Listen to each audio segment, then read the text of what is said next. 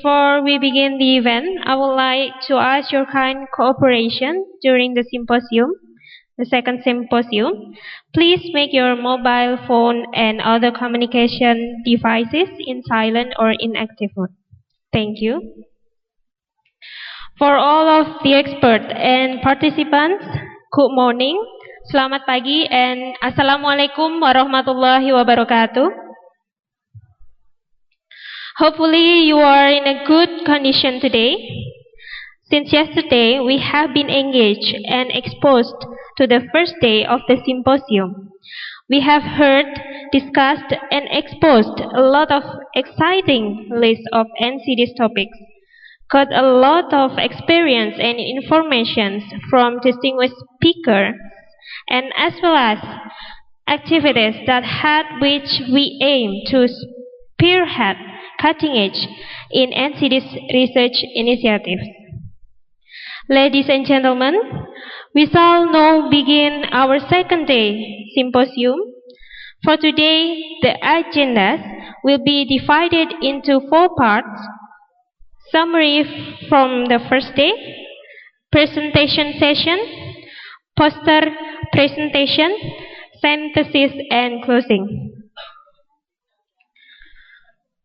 Ladies and gentlemen, to initiate our event today, I would now ask the chair of the organizing committee to present the summary of the first day symposium. To Dr. Fatwa Sari Tetra Dewi, please, the time is yours.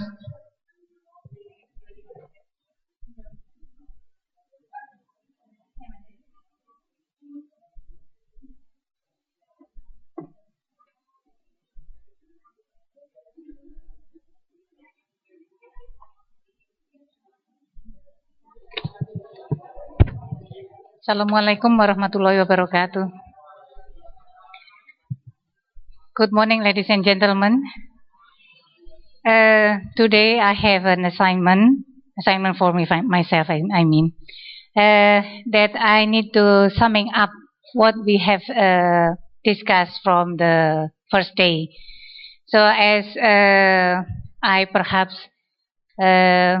say to some of you who come from master students that when we attending international symposium, there will be a huge possibility that we can grab many ideas, new ideas, and as we can see later from this summary,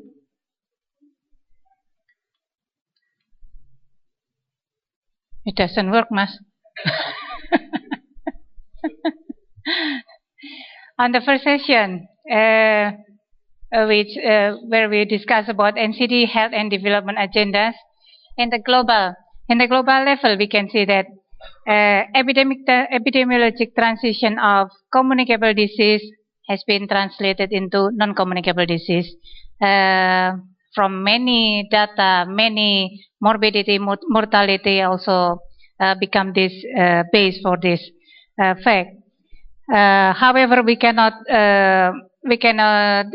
just ignore the communicable disease. Rather than we need to control both communicable disease and non-communicable disease at the same time. We all already agree about that. And globally, NCD has passed several steps of priorities. However, the budgetary allocation is still small. So we can see the contradiction between the commitment and budgetary allocation. We can see, and it is perhaps because of this translation. It needs a process, translation from political commitment to practical level. And on the national level, both NCD and NCD, both communicable and non-communicable diseases are all included in health priorities. But there is still a negotiation process on how the budget will be allocated in health, all health field, not only communicable or non-communicable, because there are so many diseases that the national level need to handle. And some strategic planning have been set up. The first one is not only treatment, but prevention should be of interest. So the commitment is we are trying to balancing between the curative and preventive action. And the cross-cutting system, as Pak Yodi mentioned yesterday, is more recommended than vertical program for each disease. So the approach will be much more complicated if we are trying to control disease by disease. So cross-cutting system is more preferred.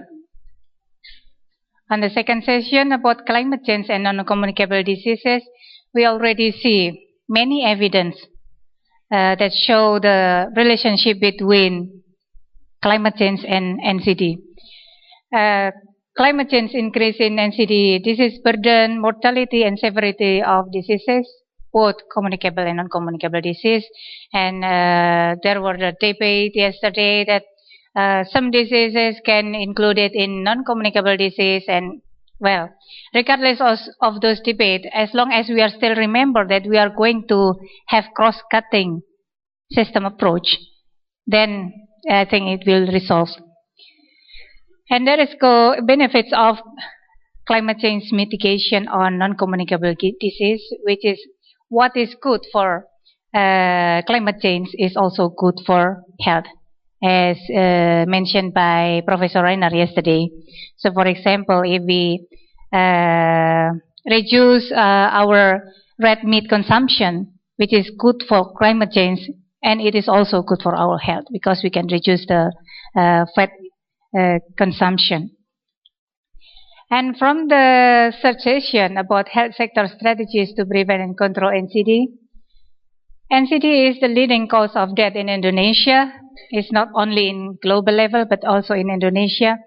And controlling leading global risk, which is biological risk factors and behavioral risk factors. As we remember yesterday, there are many risk factors identified, which including such behavioral risk factors is smoking, physical inactivity, unhealthy diet, and biological risk factors like obesity, hypertension, high lipid serum, and so on. If we controlling those leading global risks, it may extend the life expectancy by 5 years.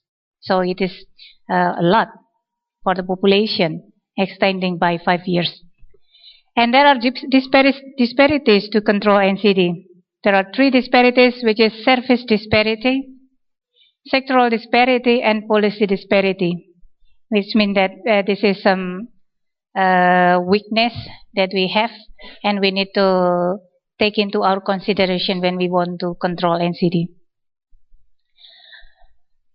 On the third section, also, it was mentioned that there are 3 pillars of global strategy for NCD prevention and control, which is surveillance, which try to mapping the epidemic of NCDs, and prevention, where we are trying to reduce the level of exposure to risk factors. Ibu Prima yesterday also mentioned about post-Bindu, where it is intended for non-communicable disease. And the management, where we are trying to strengthen the healthcare for people with NCDs. So NCD prevention and control strategies is a one continuum health service through triple X. Ibu Prima yesterday mentioned active city, community, and citizen. And the targeted population for NCD, there are 3 different types of targeted population. Healthy population, which means we are trying to prevent them from getting the disease. There are the activities as health promotion to keep the health status. And high-risk population of NCD, it is integrated risk factor control. And for those who already suffer from NCD, we should provide a treatment, a good treatment. And a good news that we heard from Ibu Prima yesterday, that there will be a pictorial warning about 40% white of the cigarette package, which will be enacted in 2014. We are keen to wait for that regulation, whether it is really enacted or not. And food ingredient has to be printed in food packaging. I think it is very good news. And I think we are a public health professions, we have the responsibility to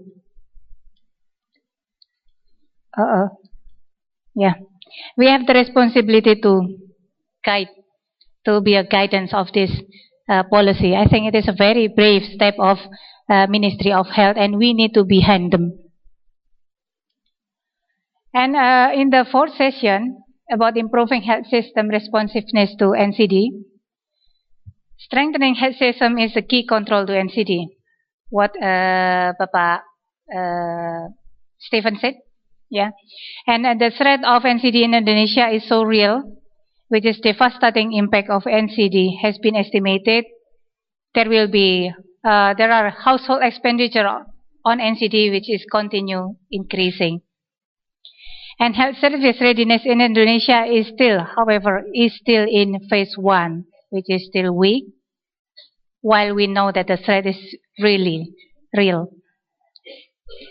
And on the session 4, we also discuss about some opportunities on controlling NCD, which is a decentralization system. It provides us an opportunity to tailor program which is suitable for our local condition. And also universal health coverage. It might encourage the government to realize the burden of NCD because it won't be the expenditure of health not only come from the out of pocket, not anymore. It will be no more out of pocket expenditure on health, except for the rich people, for example, perhaps. And on that occasion, government and also the health system will realize that NCD is really burdening the budget. And hopefully by that we can have a more realistic strategy. And the suggested strategies for the controlling NCD is estimate the future demand on health service, optimize the role of public and private sectors, transformation in regulation and financing, and to ensure equity and efficiency. I think that's all that it's just a refreshing session of what we have discussed yesterday. Thank you.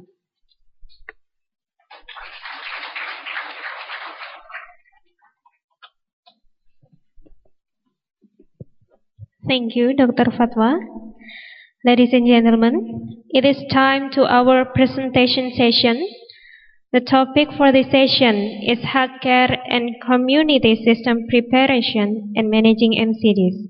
It will be presented by two prominent speakers. And to guide this session, I would like to invite Dr. Anda Yai to be moderator. To Dr. Anda Yai, please.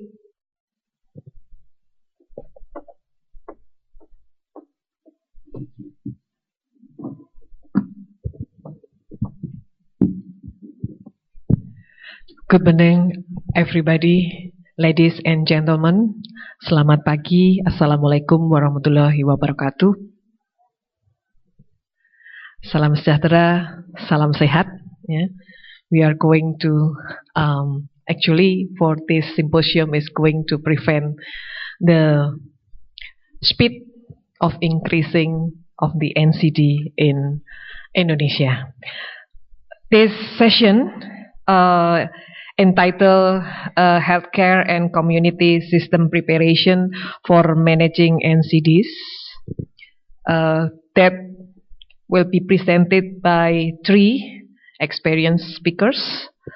First is Dr. Lutfan Laswardi, PhD. He is the staff of Public Health Department, Faculty of Medicine, Gadjah Mada University. He holds his doctor degree, pendidikan dokter, at University of Gadjah Mada and graduated in 1997.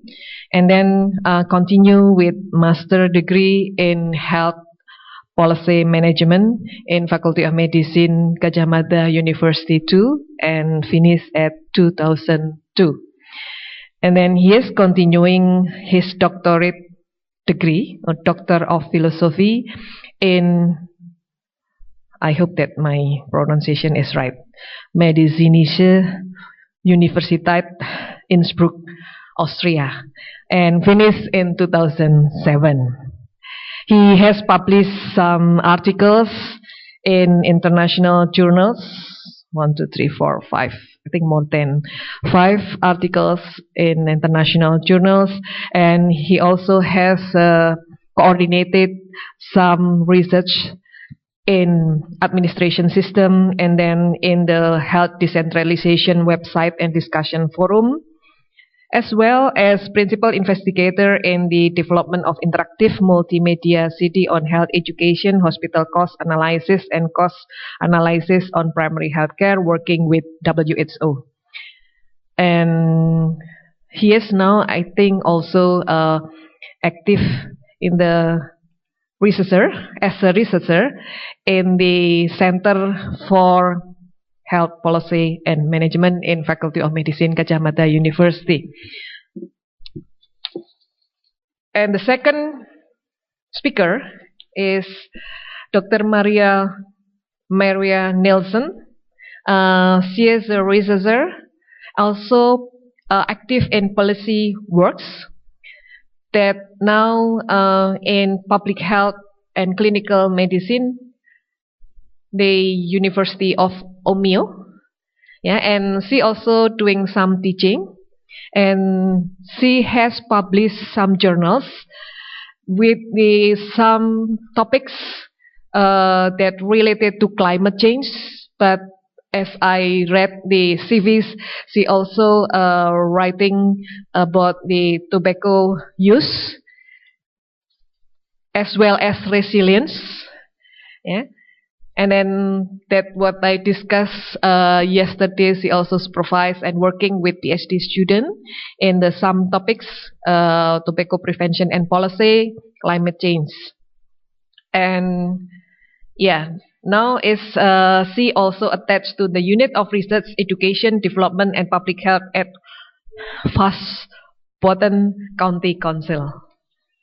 And the last speaker is, I think you have known, Dr. Fatwa Sari Tetra Dewi, MPH, and this is like the fresh doctorate degree holder.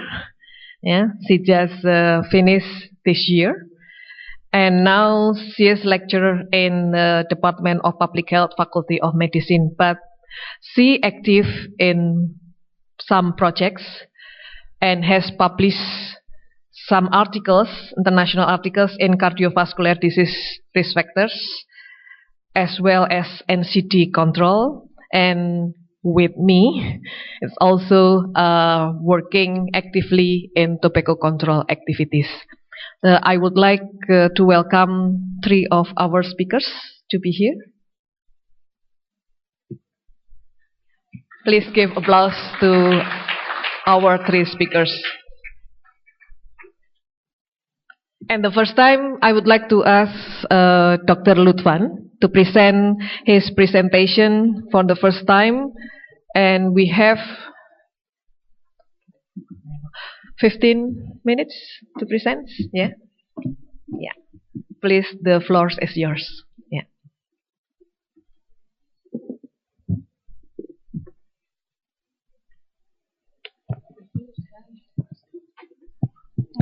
Selamat pagi Bapak Ibu semua. Assalamualaikum warahmatullahi wabarakatuh. A very good morning, ladies and gentlemen. Thank you very much for very nice introduction.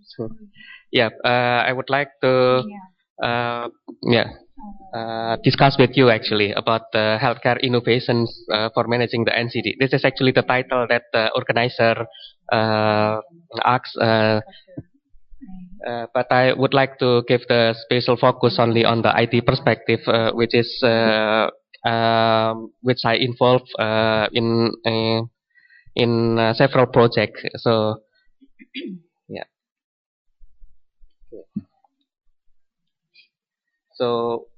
I arranged the topic into several sections. First, I would like to discuss about the innovation. What is innovations, and then come up to the quite specific issue related to the ICT in the healthcare, and then followed by some examples that has been done, and then we would like also to maybe inform you about the local initiative that has been initiated in Indonesia, and also at the end we will discuss about the challenges and also the lesson learned. Yeah, first about the innovations. Well, actually, I've been invited to speak here because I work in the public health informatics fields, which is somehow quite new field in Indonesia, and also we already have several let's say project related to the introduction and use of the ICT in the healthcare sectors. But when I saw that the organizer asked me to speak about the innovations. Actually, I was wondering also whether what I have done with the team is also can be categorized as innovations. This is, I think, what that make me a little bit worried that maybe what we did so far is not really innovations. But let's have a look what is innovations means. Yeah. Okay, yeah, actually there are several definitions, but I would like to come up with this definitions proposed by Omakonu, which is, I hope it's fit with things that we did also. So healthcare innovation is can be defined as the introduction of the new concept, new idea, new service, process, or product. Aim to improve the many things like the treatment, diagnosis, education, with the goals to improve the patient safety and quality of life, and it's related also to the efficiency. If you okay, based on this definition, maybe it can be also local specific. I mean. Maybe the innovation can be different in Indonesia, just for example, compared with what is happening in Europe. Yeah, I will show you later on with some examples. Okay, so while looking for the innovations definition, I also then come up with this website which is offering the master of the healthcare innovations, and I think I should also take this. Master is quite interesting, I think. Yeah. Okay. Yeah. And innovations related to the NCD may act on the biological risk factors as well as in the related to the behavioral risk and also the social determinant of the NCD. But what I would like to focus is there are actually many types of innovations ranging from biological into organizational innovation, which is maybe different scope. But I would like to give a focus only in this information technology issue. So, well, in terms of the ICT perspective in the healthcare, there are several reasons why the ICT has been adopted. Just for example, it's aim to improve the quality of care and also to increase the efficiency as well as to reduce the cost. So this is what so far has been used as a reason why healthcare adopt the ICT. Okay, and I would like also to give you some example of the what has been done in the developed country. It's an example of the ICT applications in Sweden, which is where Maria come from. Well, actually, I put this example because we have a project in collaborations with Umeå University and also the Västerbotten County Council. And one of the activities is to introduce also the telemedicine to the health sector. And this they actually already have a lot of projects which is working very nice and also have a lot of benefits, including also for the non-communicable disease, such as for the heart diseases, for the a lot of things, speech therapy, etc. And this example of the activity that has been done in Sweden. And there is also a very nice systematic review that raised the issue about the mobile phone messaging, since that mobile phone is something which is very famous in many countries, including in Indonesia. And based on this review, actually they found that they conclude that the use of the mobile phone messaging have a positive impact on the healthcare. Although maybe it's in the moderate level. Some cases maybe not really have a good impact, but mostly people can prove that the use of the mobile phone can also have the benefit for the management of the chronic diseases. This is one example of the use of mobile phone for self-management for diabetic patients, that they use the mobile phones to educate the patients as well as to manage the diseases. Just for example, that they can put the tips and also the many things, the reminder to the patients. And also one important thing is that they also can link the result of the blood glucose meter done in at home to the healthcare providers, which is, I think, it's very important. And from this idea also actually we would like to put the context for our local initiative, which is I would like to show you some. This the remote auscultation, which is we learned from Sweden. We initiate this remote auscultations in primary health centers in Gunung Kidul district, which is somehow quite far from Jogja. It's about 2 hours, but I think it's somehow categorized as far from here. And with this device, we can get the data from the patient. We plan it also to introduce this equipment to the posyandu, so then they can measure many things in the posyandu. Just for example, in this case, actually there are a lot of things can be measured, such for example glucose, blood glucose, and of course especially also for the hypertension patients, the data can then be sent it to the healthcare provider.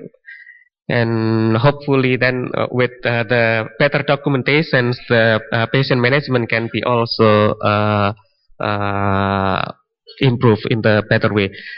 And this is an example of the this is the data from the Nielsen consulting, which is so that within 5 years we already have a number of the mobile phone triples. So it's really a huge increase, and this is the reason why now mobile phone is also a better tools to be used for delivering the message to the community also, and especially also for the health sectors, they can also use it as part of the equipment that can help the disease management.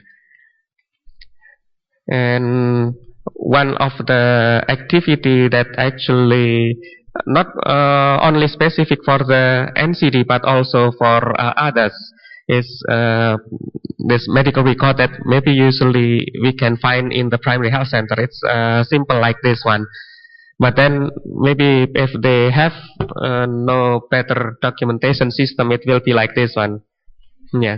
And of course it's not easy then to use this important documents, this medical record for the patient care. It is why now there has been many initiatives to move from the paper-based into the electronic-based. So it's like this one. This is the example of the use of the computer in the health sectors, including also the medical record that has basically was paper-based, but then can be let's say transformed into the electronic way, and then we can use the data that has been collected for also patient management, but then also can be related to many issues. Just for example, for patient safety. This is actually just the first analysis that we analyze the prescriptions in the primary health centers, and we saw that there are a lot of patterns. Just for example, this one is related. It is not communicable disease. This is COO. Maybe one of you know what is the this is ICD code. I think it's pharyngitis, which is found commonly found in the puskesmas, and they found that there are 18 type of drugs has been prescribed for the pharyngitis. This is hypertension, and there are also a lot of drugs. Although maybe the number of patients is small, but in many cases it's increasing. And if this is also actually happening in this puskesmas that we have this analyzed. And if you see, maybe this is not really clear, but there are a lot of drug that has been prescribed for hypertension patients. This is maybe not detailed, but actually with this system we can see clearly into the detail what drugs that has been prescribed, and also how many days, etc. But this is just an example that if we already collect the data into the electronic system, then we can make the analysis easier than compare with the previous one, the paper based, which is maybe takes time and also maybe not really complete and accurate. And another example that has been also implemented in small scales is related to the elderly monitoring software. This was a dissertation of Dr.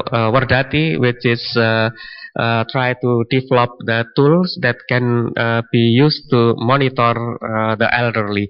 There are several important indicators, just for example, the history of diseases, including also many aspects are included in this software, like nutrition, etc. And then they can, this software is actually for the posyandu. It's like the integrated community healthcare services, which is usually the data is not linked with the primary health center, but with this then the data can be linked to the primary health center, the institutions that responsible for the health of the whole community. And with this then they can identify personally what is the risk factor and how is the current status. Just for example, with this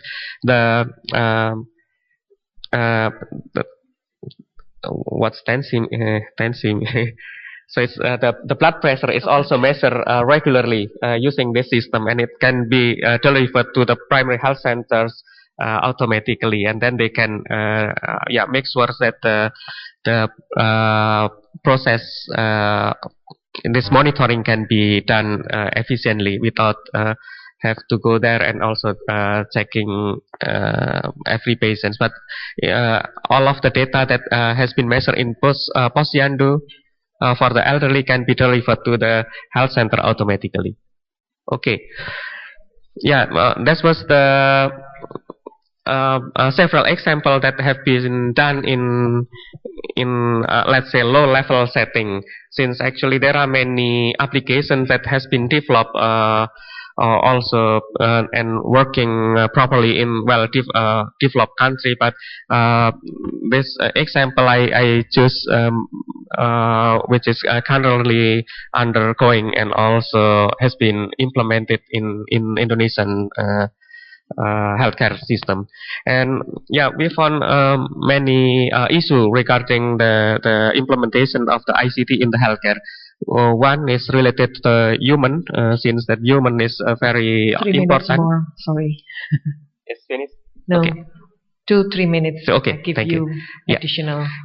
Okay, so the human is the important part, since that just for example, the medical record is also not always easy to be implemented, and I think most of the people still prefer to write down on the paper base because it's easier, although maybe it's difficult to read later on, but it's a matter of the socio-cultural issue also. Another thing is related to the organizations. Here is related to the job description, related to the regulation, etc., which is now is also maybe become a big issue. And third is related to technology, but in many study, the technology itself is not really a big problem, but rather to human and organization, which is play a major role on the successfulness or failure of the implementation of the ICT in the healthcare. Okay, I think that's all that I can present, and thank you very much for your attention.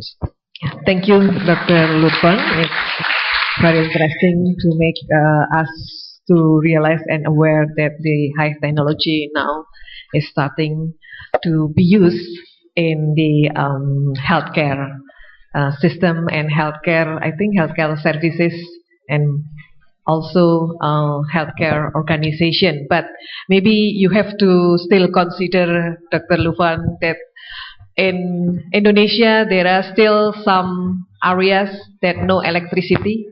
Do you have any technology to be applied in this kind of areas? Okay, later. So next speaker is Dr. Maria. The floor is yours.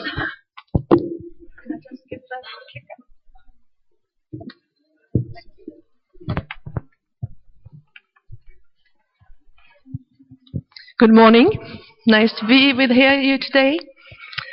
I come from northern Sweden, and as you can see on this slide, we are not many there. Coming to Yogyakarta, and also I should say being in Jakarta last week was quite exhausting because there were so many people. I live in the north, and it's a sparsely populated area, and I will in a couple of slides just show you and tell you a little bit about my county. But what I'm going to present to you today is, of course, more about the how. Yesterday we talked about why, talking about the big picture, the patterns, what we need to do, that we need policies. But how are we going to do it? So I'm going to focus on that a bit. And I'm going to tell you a little bit about, of course, first, why do we need community systems to be able to do it? And what should the decision makers do? Why do we need the local and, of course, also the national decision makers to create systems? And then also I will tell you a little about 3 examples of sustainable public health interventions in the fields of NCD. And when I say sustainable, that's really sustainable. Our oldest public health intervention in the county is actually, it started in 1985 and it still runs. So I'm going to tell you a little bit about that. And then I'm also going to talk about what experiences have we made who work with those interventions, some joint criteria that we actually over time has found. And then finally, some lessons learned about working with sustainable public health interventions in the field of NCD. Okay, and as I said, I'm going to be very brief describing the interventions, but I will be here for the full day, so please approach me if you want to ask more specifically about what we do in the interventions. This is the County of Västerbotten, and you can see there on the top right, that's in the north of Sweden. So we are the second from the top in the country. And in the county we have 15 municipalities, and we only have 260 inhabitants in the whole county. So you guess Well, yesterday I told some of my colleagues here that we have students in the master program of epidemiology and public health in our center, and I told them that one day I met one of our students from an African country downtown on a crowded Saturday, and he actually said, "Where are all the people?" And that's the feeling you get when you come to us, of course. Because it's sparsely populated, and 70% of the population live in two cities. Umeå, where I work, near the coast, and then also Skellefteå, in here. And then you see the rest of the people lives in the rest of the county. 80% of the populations live by the coast, and that is down at the right there. And the range is between 0.4 up to 48.4 inhabitants per square kilometer. And you see the land area, 55,200 square kilometers. That means it's one eighth out of the Swedish area, and as large as the Netherlands in terms of land area. And as I said previously, we have mountains here in the inland and then the coastal area. So it means that it's quite different terms we live in when we are living in this county, depending on where we live. So then, why do we need those community systems? Well, of course, one of the things why we do is because we need to reach out and also to maximize the potential in the activities we do in the field of public health. Those systems enables us to reach and work with individually based activities, but also population-based strategies. We also need those systems for capacity and for response. We think it's terribly important to create an infrastructure for the public health work, meaning that we organize us in the county who is doing what. What roles do we have? We identify them, try to identify them as clear as possible. And by those systems, we get access to those key actors and partnerships that we really need to reach out. Because public health is a team sport. We need to organize ourselves to be successful and create partnerships. And then also policies and plans as part of that. And then we also need it for sustainability. As I said, we have those long-term intervention that runs. And why we think that is so important, that is because it takes time to change behavior. And when we have evaluated some of the interventions, we have found that it takes time, really. We can see the effects coming after a few years when we talk about the population and what happens in the population. And then, of course, also, we need the systems to get the right resources from our decision makers, and also to have mandate to do what we do. And why should they care then, the decision makers? Of course, for the good of the people, because healthy citizens are the biggest resource of the local communities, as well as for the country.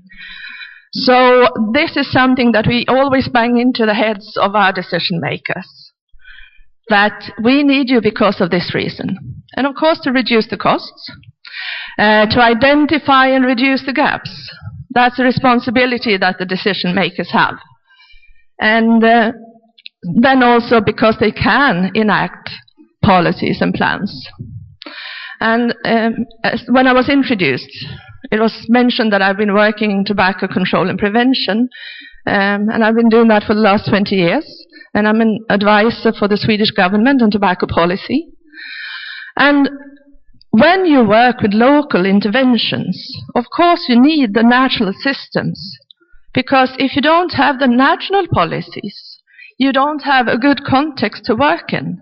So talking about tobacco control, we of course need the national policies that creates that context for the local interventions. If you don't have that, you can work with the local interventions, but you can't really get the full effects.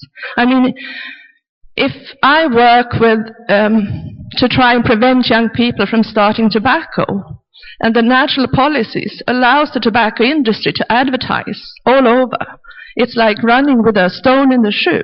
You can't really do it with full effect. So the decision makers have the means for surveillance, so that's also why they should. They can reduce the levels of risk factors, and also, of course, manage through strengthening the health systems. Okay, now I'll go into the interventions that we have. As I said, the oldest one started in 1985, and it's called the Västerbotten Intervention Program. The next intervention was tobacco-free duo, and it started in 1993. And the last, youngest sister of the interventions is called Salute, and it started in 2005. And salute, that comes from salutogenesis, that means promoting health. We've had brave decision makers in our county, and the way healthcare is organized differs between Indonesia and Sweden. In Sweden, we have politicians who make decisions about the healthcare. The county council is a politically governed body that delivers the healthcare to the populations. So in my country, we have had those brave politicians actually deciding that we are going to be sustainable. Even if we have little money this year, we are going to hold on because it takes time to change behavior.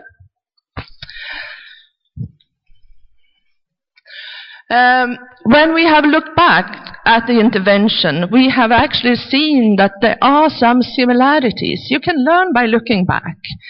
And we have seen that they all started with a defined health problem that was found in the population.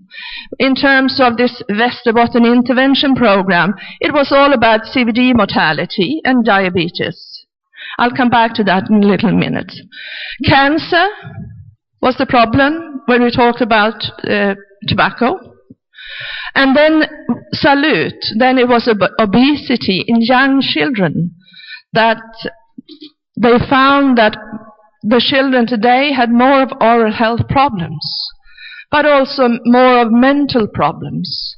We could find that the Swedish children more often had depressions and other types of mental illness.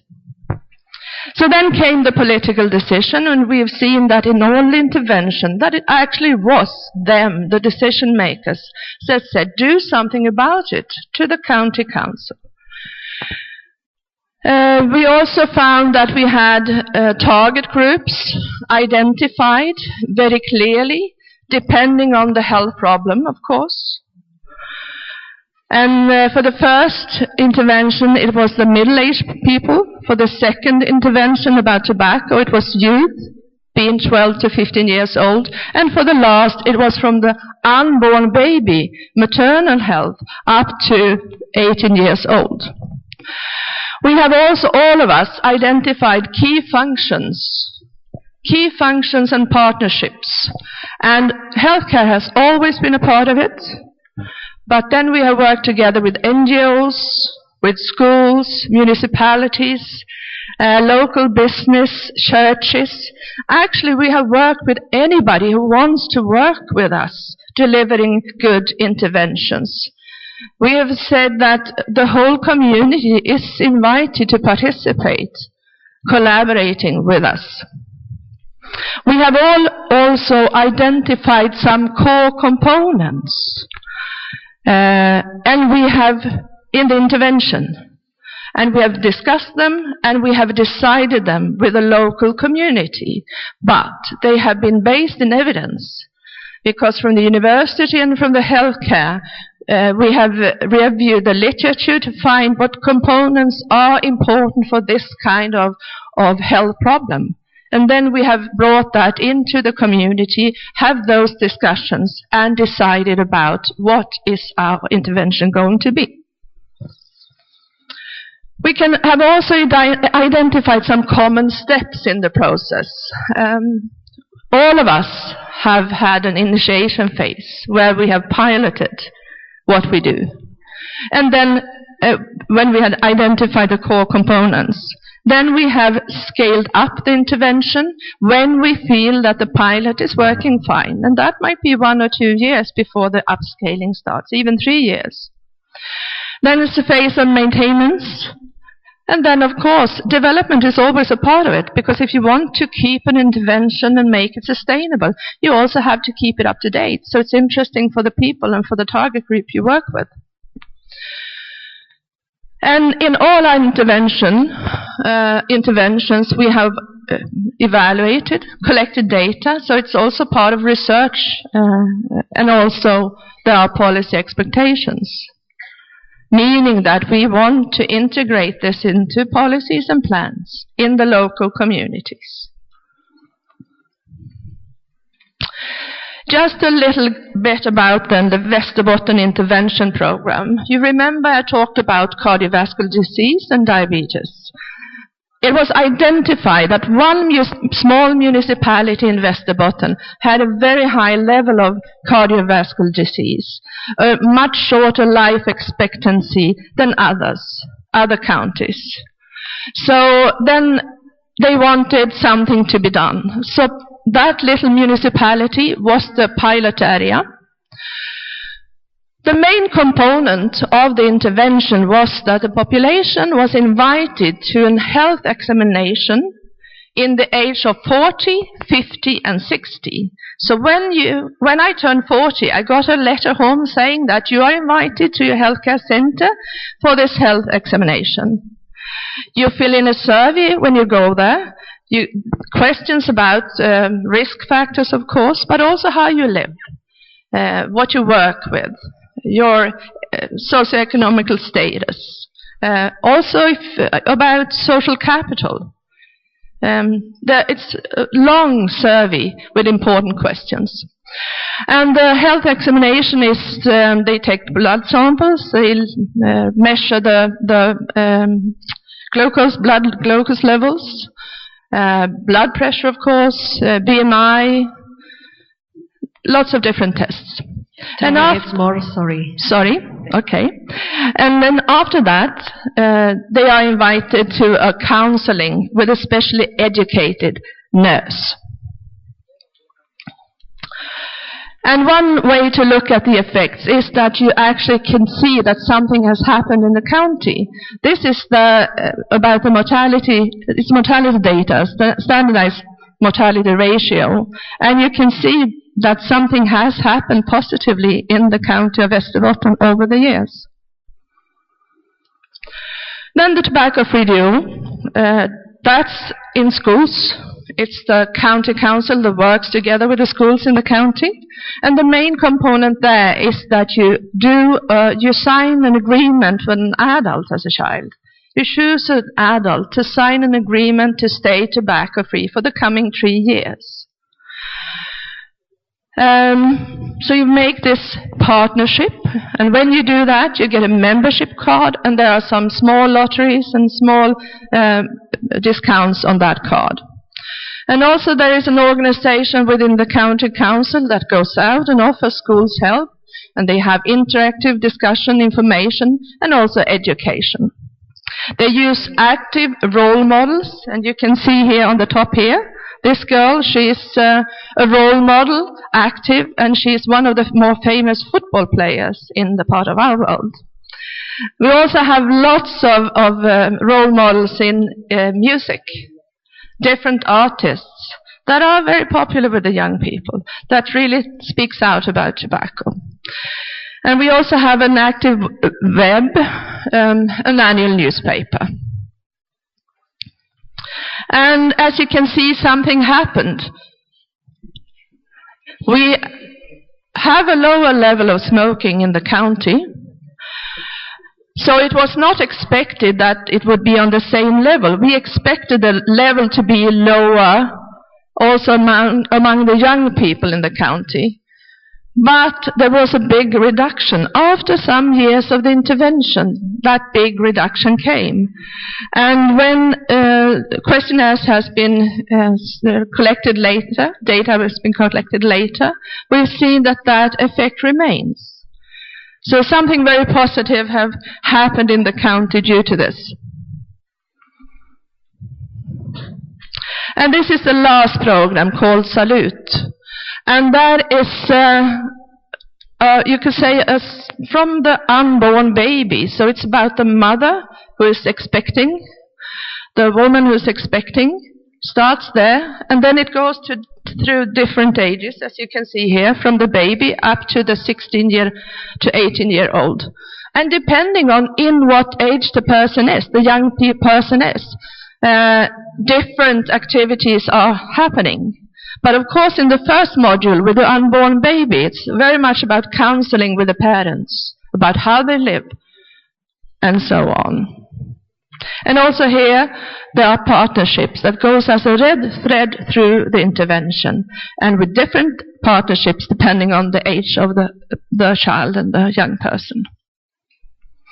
And here you can also see, this is a Lexus diagram showing that it's actually very carefully planned. The darkest gray is when the intervention is developed. The next phase is when there is a pilot. And then this gray is dissemination, and here it's county-wide implementation. So it's actually a very carefully planned. When are we going to do this? Do what? And you can see here also are the different ages. And down here are the years. So it started here in 2005, and now when we are here, you can see where the intervention is depending on the ages.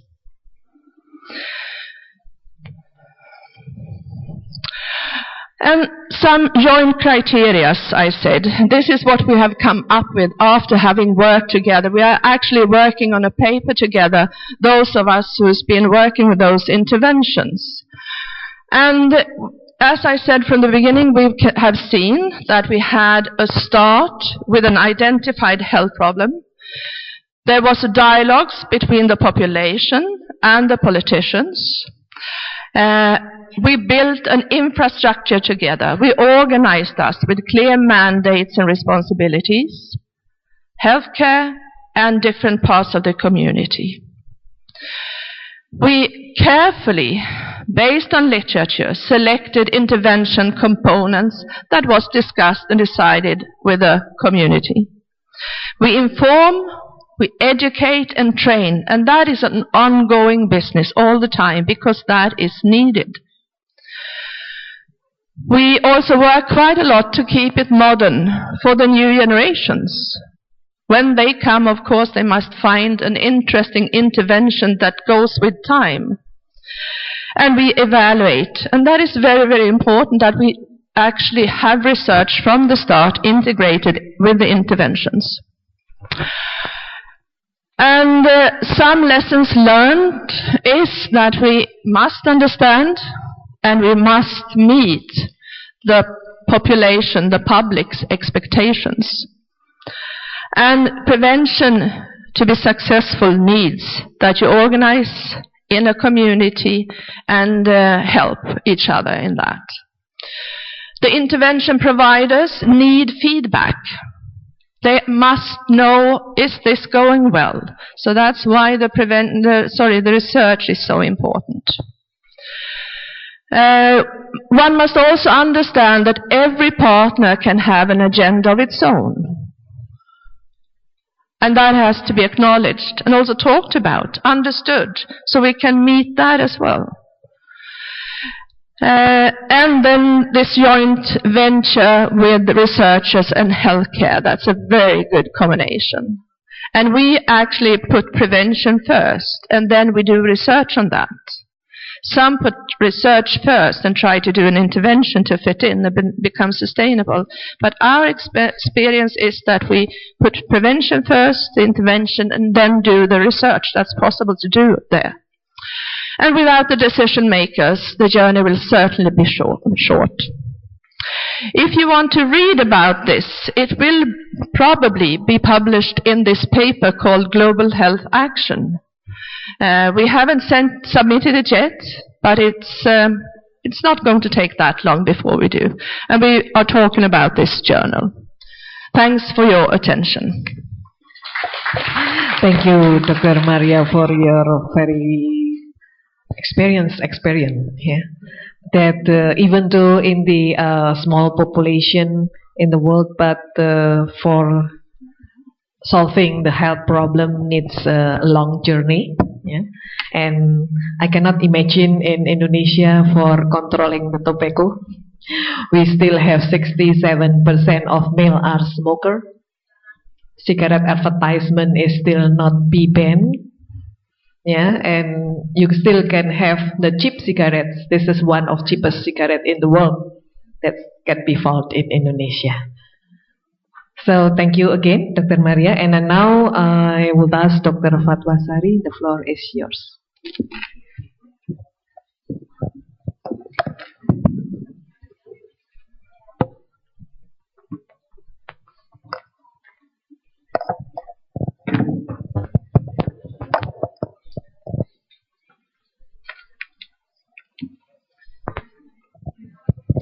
Assalamualaikum warahmatullahi wabarakatuh.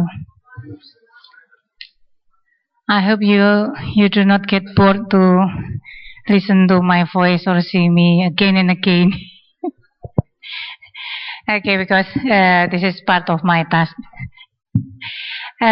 This morning I want to share about my experience in how we strengthening community system in developing country setting.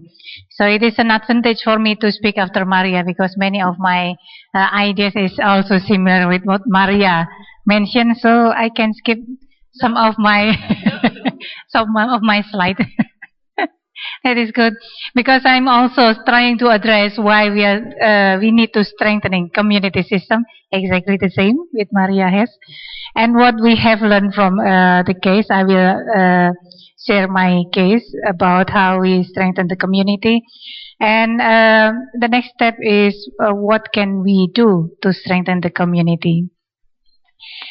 Why strengthening community system? As we yesterday discussed that for the case of non-communicable disease, we are also have biological risk factors, behavioral risk factors, and also environmental risk factors. And these environmental risk factors, which is also the cause of disease, we need a strong collaboration with multi-sectors. It is out of the capacity of health sector itself to control the environmental risk factors, or we call it as social determinants of health now.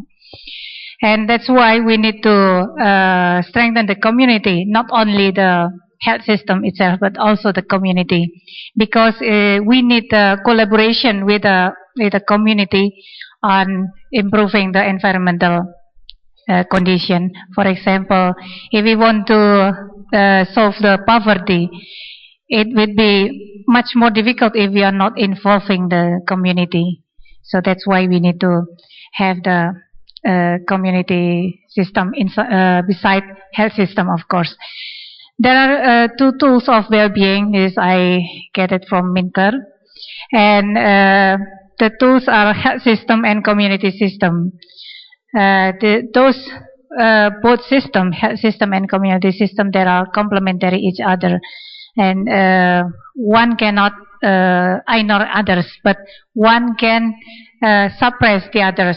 For example, the health system usually ignore or just compress the community system because the main aim of health system is to produce standardized outcome, which is very important when we want to have want to deliver health care. But on the other side, we cannot ignore the community system, because the community system, they have the power of democracy from the citizen. This is the authority, where the authority comes to the health system itself. So if you want to have a really true what we call it as willingness to follow some regulation, we need to collaborate with the community system. That's why we are talking about the community system. And there are common models in how health provider working with the community. There are the community participation model and community action model.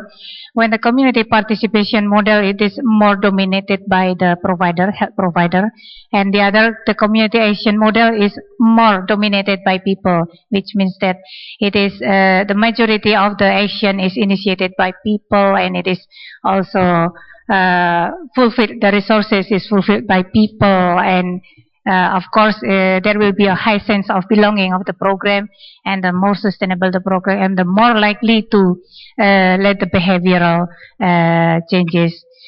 On the other side, community participation model, which is dominated by health provider, it is a standardized program, like what we just discussed about. The health system aims is to produce something which is standardized. And the resource fulfilled by the health system, and there will be a low sense of belonging of the program by the people if we are not involving the community. So it is dominated by. This is the two pretty different way of working with the community. But of course, there is a middle way between those very different models of working with the community. And what we are doing in our case in Yogyakarta, we are trying to have the balance between the community participation and community action, and we call it as a community empowerment, where we, when I previously mentioned that community participation is dominating by health profession, and the community action is dominated by people, and we have the community empowerment is the mix between system and people, which is based on negotiation. That's why we are trying to listen more to what people want, and we are trying to adjust the activities based on the activities which is already developed by the people. So the key to empower the community, I think I can skip this. This is the case that I want to share with the audience, the participants today. This community empowerment approach to prevent non-communicable disease and experience in an urban area of developing country. This is a collaboration between Gajah Mada University and Umeå University, and there are many researchers involved in this study. The program we call as PRORIVA, or Program to Reduce Cardiovascular Diseases in Yogyakarta, Indonesia. It is a small-scale community intervention study. If we listen to what Maria just mentioned, that in the first stage, it is important for us to develop a pilot study before we upscale the study. The intervention itself is working together with community. The location is of the intervention is in two areas, in two kelurahan, two villages, and the referent area is in one villages in the city. And the design is a mix of quantitative and qualitative study. The quantitative one design is a quasi-experimental with pre and post-test survey. And the aim is to make the comparison difference of cardiovascular risk factors between the intervention and the referent areas.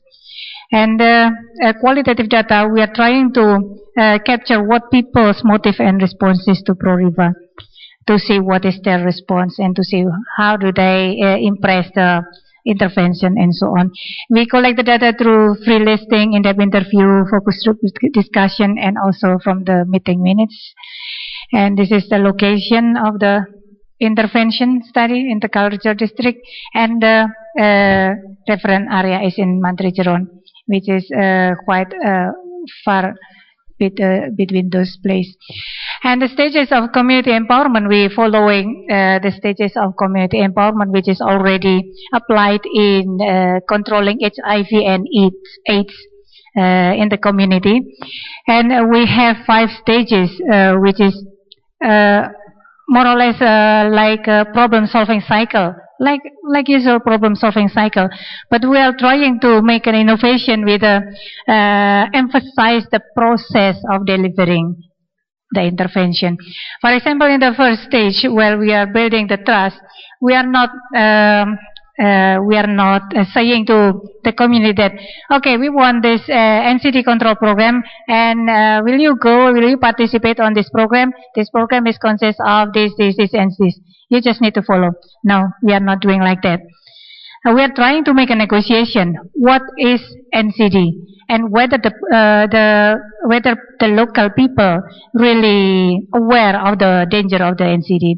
First, we are trying to bargaining goals with the community leaders through some meetings, and then we are trying to raising the awareness to the local people, to the citizens.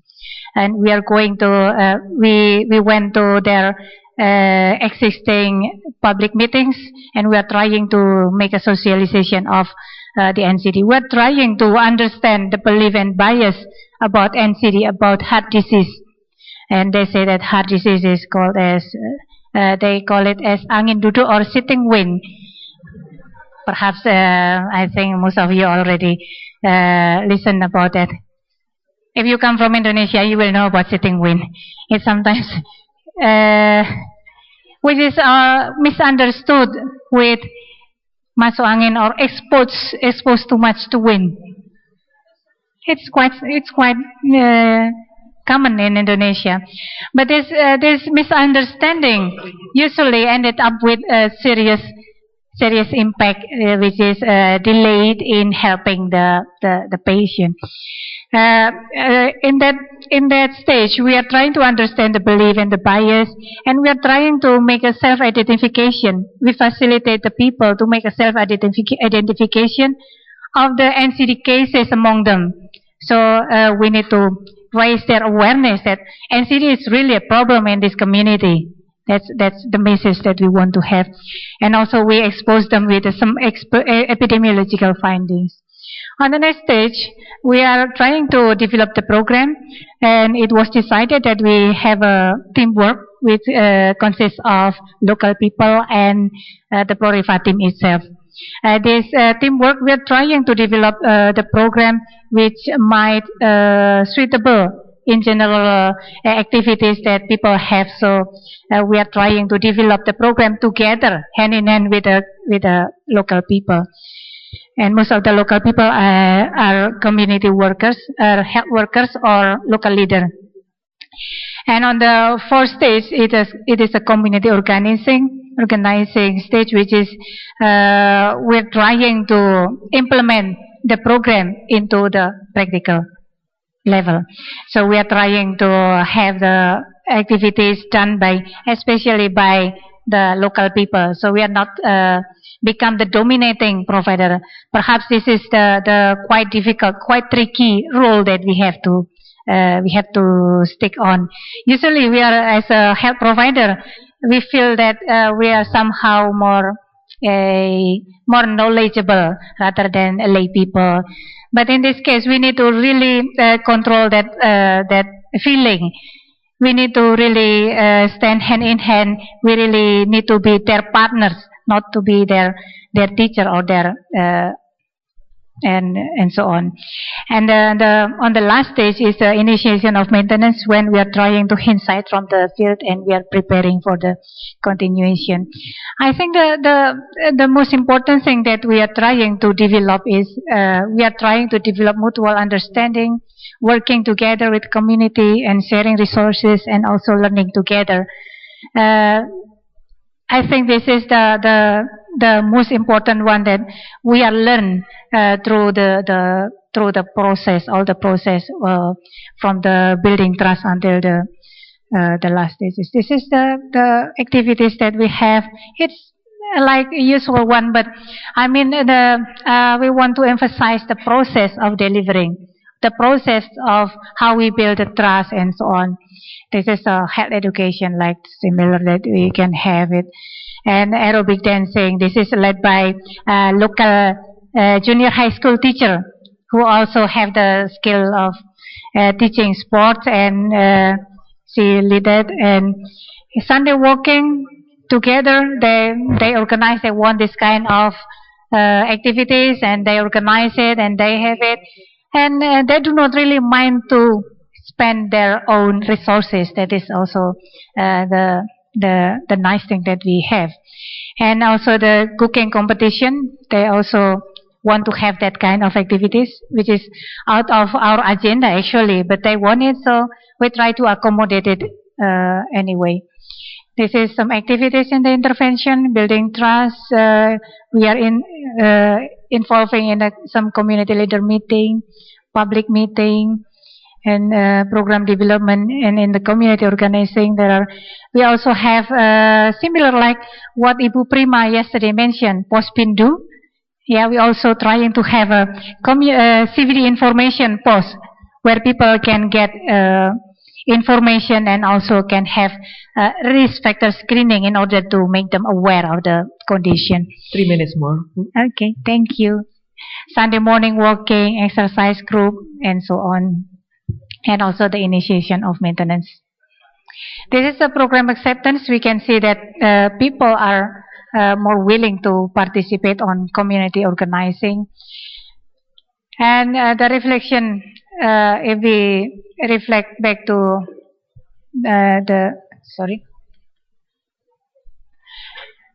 the participation and relevance and the empowerment, we are trying to have that. We are trying to have the critical consciousness among people. We are trying to improve the community competence by, for example, they have how to make a consensus between themselves. To make, for example, a public meeting without smoking. So we are trying to be their facilitator.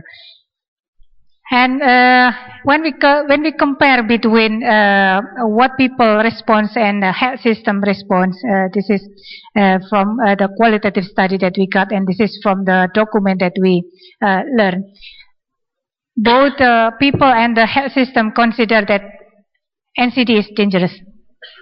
NCD is dangerous, and still both of people and also the health system consider that prevention is not really important or not yet important. People are more aware about the sickness, and their definition of sickness is as long as they fail to work for their daily activities, they got sick. If they still can go to the office or go to their field, they're fine. They will say that, oh no, I'm not got the disease, I'm okay. That's what they say. And about the orientation of activities, because we try to compare the condition between the low and high socioeconomic communities, we have that people with low socioeconomic, they would prefer to have collective action, and people from high SES would like to have individual action. This is some lesson learned that we have.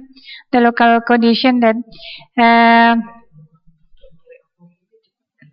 the expected role of community leader is different between low and high socioeconomic, and the type of action is also different.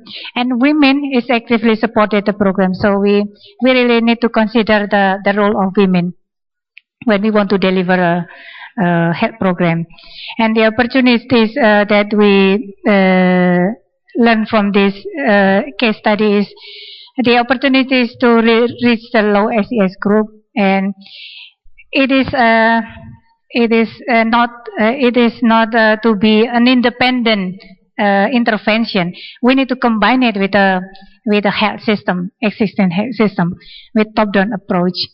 And what we can do to support community system, first is community leader and policy maker, like what Maria mentioned. And we need to develop a guidance, assess local strengths and culture. And we need to have enough flexibility of the program in order to accommodate what communities demands. And we need to involve the community from the beginning. and we need to really define the role of health officers. Okay, and also there are still many others. I think I can finish this. Yeah, there will be. Okay. Thank you very much. Thank you, Dr. Fava. Yeah. So, ladies and gentlemen, we have heard that community empowerment, that move from the community participation to community action and then community empowerment is very important. Even in the country that the health and healthcare system has been developed, to strengthen the community is still important.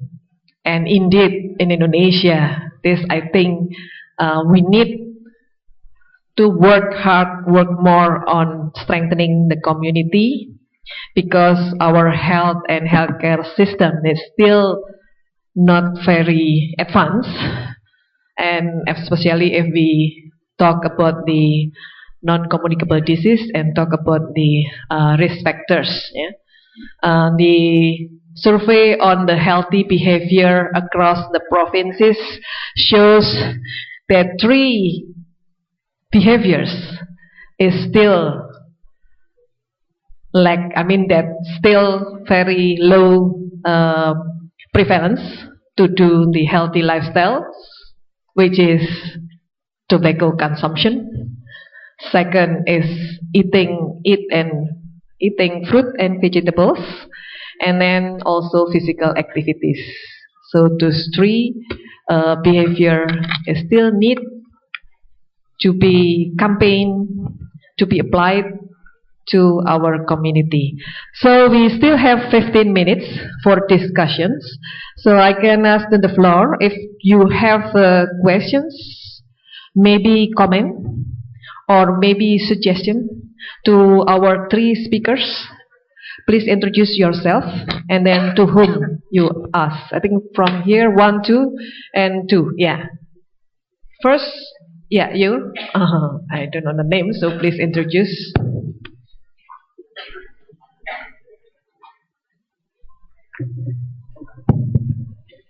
Assalamualaikum warahmatullahi wabarakatuh. Okay, my name is Muhammad Asrullah. I am master student in health and nutrition Gajah Mada University. I wanna ask about. I'm interested to talk about the information technology. According to Dr. Lutfian's presentation, that we have so many information technology in Indonesia, especially, and then already applied in some place. But according to me, that, and I'm very agree about the Buyaya's statement that we have so many places in rural area that have the many facilities enough. I mean, according to Dr. Lutfian, or according to information technology, how far the information technology influence in the rural area? In the first, and the second, according to the calculating, or according to the information technology, how many years we need to completely the information technology in all place, not only in the developed place in Indonesia, but in the rural areas too. Thank you very much. Thank you. The second is, please. Aswar ya tadi ya. Sorry, your Asrul. Okay.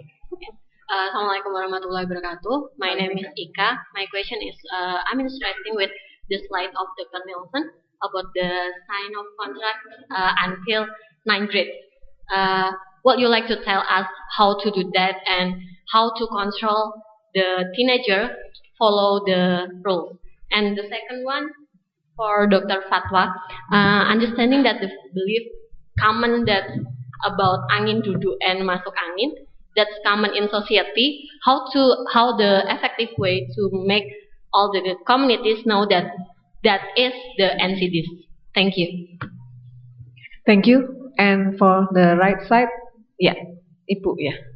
And then satu lagi yang di belakang. No, then later ya, if we still have time.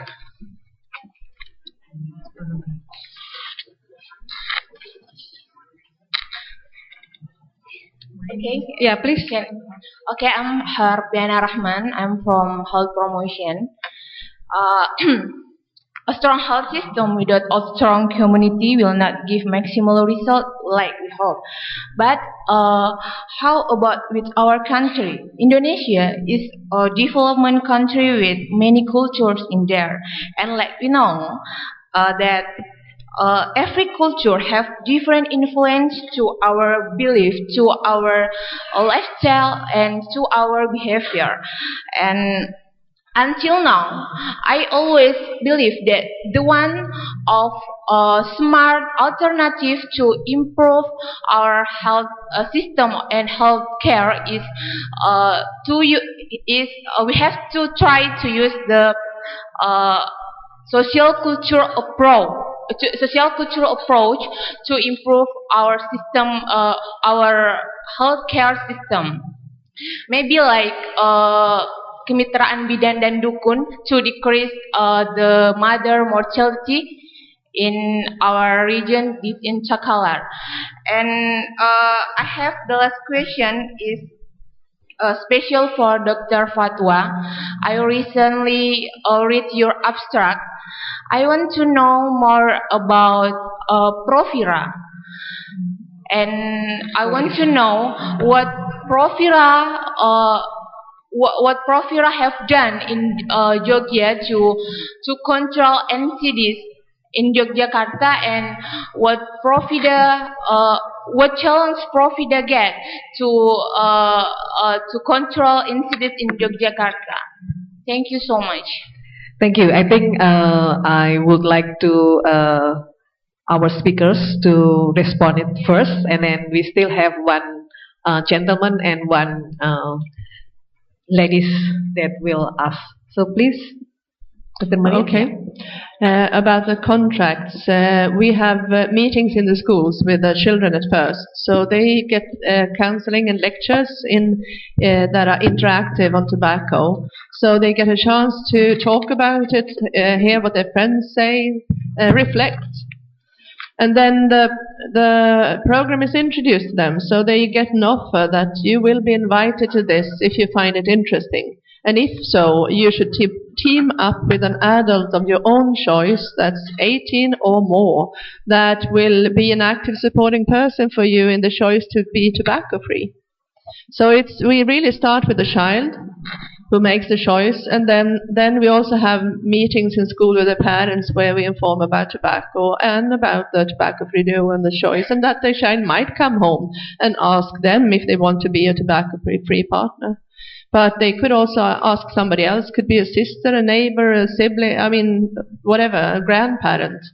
But we found that 75% chooses a parent. A very nice bonus effect is that 25% of the adults who sign up for contract actually were tobacco users that quit it. So that's a complete bonus effect. We don't really go for the children checking, do you keep the contract? Because we don't want to create a system where there are children who use tobacco and not in, and those who don't, and they are in and they get benefits. It's all between the partners, so it's the grown-up adult partner who has the responsibility to support the child. But of course, there is a there is a system that goes on without us introducing it, where children sometimes come and say, "Oh, I've broken this contract," and then you have a chance to do something. So that's really an important occasion when they come and say that, because then you have discovered this child needs something now. So you have a chance. Okay, thank you, Dr. Lufan. Thank you, Asrul. Yeah, there are two questions. First is related to the rural area, which is lack of facility, ICT facility infrastructure. How far is the IT influence? yeah, well, actually, I think it's depend on us also whether we would like to put the ICT as a priority to help the people in the rural area or not. It's yeah, I know it's now government is also actually already take into the account to put more priority to support the ICT development in the remote area. Just for example, they have the ICT fund, which is yeah, try to develop the infrastructures in the very remote area, and I think this is a very good idea. And also, just for example, the private company, they also have to there is a regulations called universal service obligations, which is actually yeah, mentions that the private company can have to be contribute also to develop the area which is considered remote and rural. And yeah, through this actually we can try to develop the ICT infrastructure to the area which is not yet developed. And I think this is good things to have more influence of the ICT in the remote area, and also to improve the health sectors using the ICT development. And the second thing is about how many years. Actually, it's I don't know the answer. Also, there's no exact answer. I think it's really depend on us how we prioritize the development. It's also related to your questions about the electricity. But I read the book of Dahlan Iskan. He is the former of the National Electric Company. But from his experience, I think what we can extract is that we have a competence to develop this infrastructure, including also the ICT as well as the electricity. We have the capacity also, but what we have to face is the bureaucracy. It's the wall of bureaucracy, which is not easy. So yeah, this then will be needed to make this happen. So I think it's a matter of a priority, whether we will put the priority to develop this rural or not. Yeah, thank you. Okay, thank you. Don't forget that your mobile is need electricity. Yeah? How long is your power bank works? So please, Dr. Fatwa. Thank you. There is a question about how to address the misunderstanding of sitting wind and too much exposed to wind, atau masuk angin dengan angin duduk. Yeah, this is an important topic to be addressed by all of us. And this is an opportunity also for you if you want to develop your thesis, for example. But of course, there are so many possibilities, like doing health promotion and health education to the people.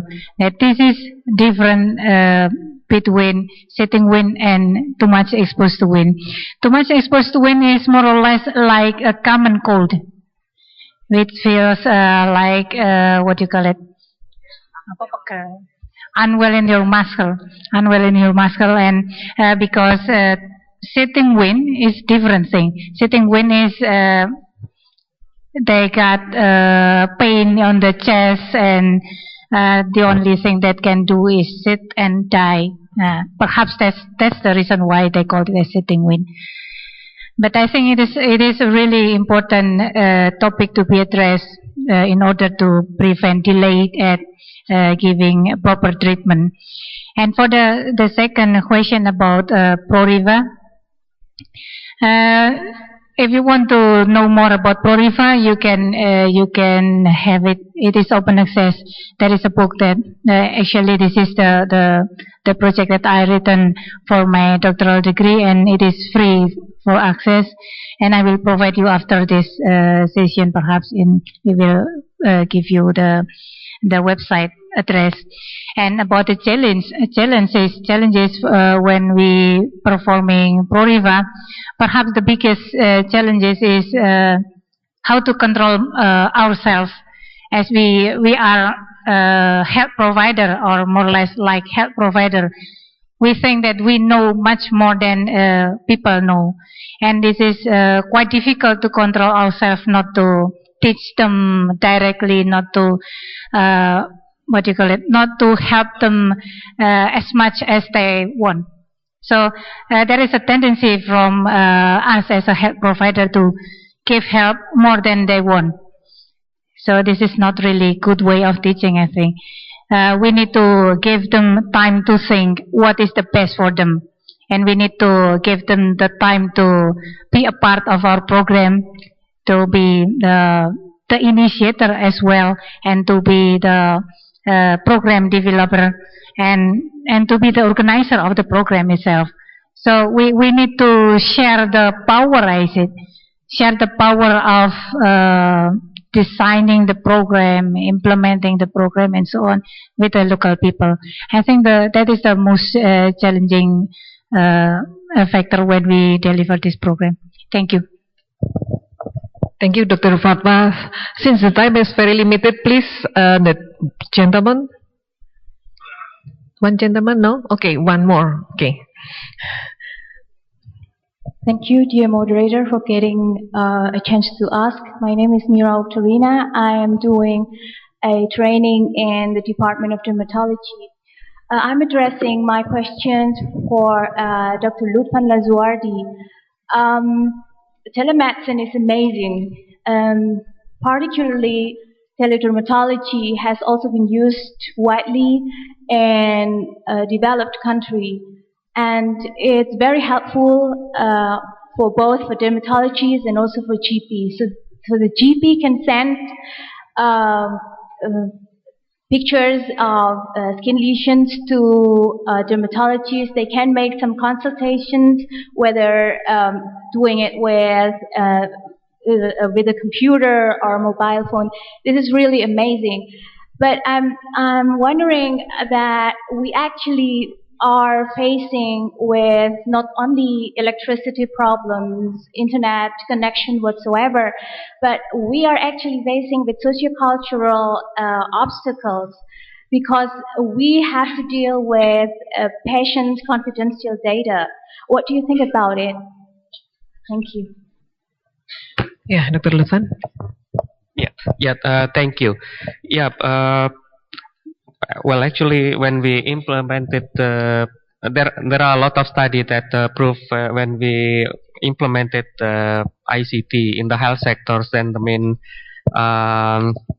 biggest, let's say, obstacle is related to the cultural issue rather than the technical issue. The technical issue is somehow easy to handle this, but mostly related to the cultural issue.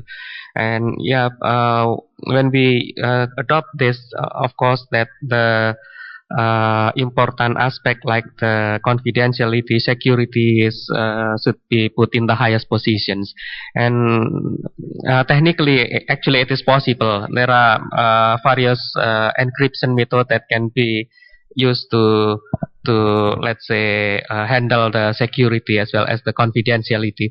But then the other issue that have to be there before we implement it is the regulations. This is then we should put into account also that the regulation should be exist also to regulate the confidentiality. But technically it is possible. Thank you. Thank you, Dr. Lutfan. So I will conclude this session because we still have not still, but it's already the time is up. So I would like underline that to elevate the healthcare innovation especially or particularly using the technology, and also to strengthening the community. We need, I cited from you, Dr. Maria, we need a sport team that consisted of researcher or academician or from university, and then policy makers, and then NGO, and as Dr. Lutfan said, also the private sector, to be collaborate and to be work together. So thank you for all the great speaker this morning. Please give big applause to them. And then I would like to return back the time to our Master of Ceremony. Wassalamualaikum warahmatullahi wabarakatuh. Thank you, Dr. Anayai, Master of Science PhD, to guide this session. And thanks to Dr. Lutfan, Dr. Maria, and Dr. Fatwa. Let me underline one sentence from this presentation session, that the implementation of community action program and technology can support managing the NCDs, but it still needs long time and depends on the priority. Before we continue to the deep break, which has been prepared outside this meeting room, I would like to remind that the poster presentation will be start at 10:25 a.m. I do hope all participants, especially poster presenter, will be ready to the next session, and we will be joining in this room to continue with our poster presentation 30 minutes after now. May you all enjoy the tea break. Thank you.